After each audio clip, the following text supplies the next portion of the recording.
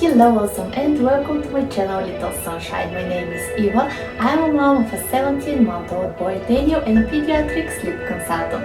Today we are talking about sleep training essentials for children between 12 and 18 months that will help you create good sleep habits in your child.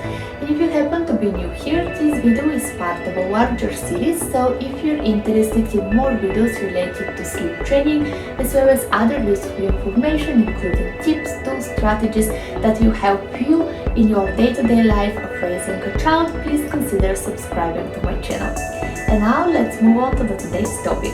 You might be surprised to understand that your child between 12 and 18 months needs roughly the same amount of sleep as they did when they were 6 to 12 months of age. The difference is that now they are able to sleep longer during the night. Typically, children between 12 and 18 months sleep roughly about 11 hours per night, and usually they wake up multiple times during this period of time. And so if so far you have taught them how to fall asleep independently, they will just go back to sleep and you might not even understand that they were awake. But if they don't know how to fall asleep on their own, they wake you up every time in order to help them go back to sleep. Also keep in mind that children this age are very sensitive and aware of their surroundings, and so if you help them to fall asleep and then put them in their cribs, this is very confusing for them because they fall asleep in one place and they wake up in another one, and this almost guaranteed that they will wake you up in the middle of the night in order to comfort them and help them go to sleep. If you decide to sleep train your baby at that point, this is still pretty possible, but it might be a little more challenging because children that age are more independent, they are more aware of their surroundings and they get distracted more easily.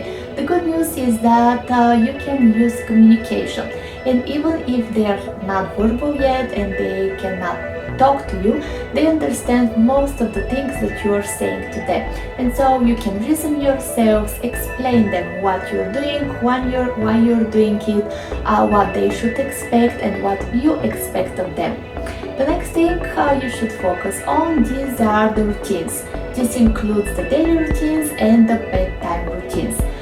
Children between 12 and 18 months have never been more active before. They crawl, walk, explore, everything is interesting for them. And so having a predictable schedule and knowing what to expect will make it easier for them to settle down and transition once it is time for rest.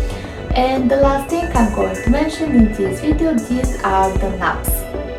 So children at 12 months typically have 2 naps a day, and anywhere between 14 and 18 months they naturally drop this second nap and start to sleep just once in the middle of the day for about 2 hours. And so make sure that your child has enough rest during the day, and this will make it easier for them to settle down and transition once it is bedtime because they will not be overtired. Children are not able and not ready to drop their daily nap until they are 3 to 4 years of age. And actually I highly recommend you to keep this daily nap for as long as you can, because if you think of it, when your child sleeps even once a day, their waking windows are not longer than 6 or at most 7 hours, and once they have no rest in the middle of the day, they need to be awake for about 12 hours.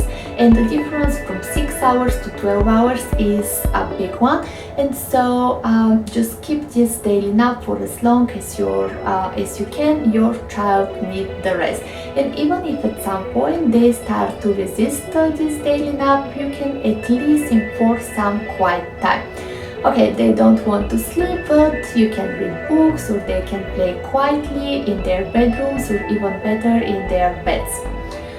And so this is everything for today's video. I hope this information was helpful for you. If this is so, please don't forget to like the video, and if you need some more support, information, or you would like to work one-on-one with me, just drop me an email or send me a personal message. I will make sure to put my contact information in the description box down below. Thank you for watching, have a great day, and I'll catch up in the next one.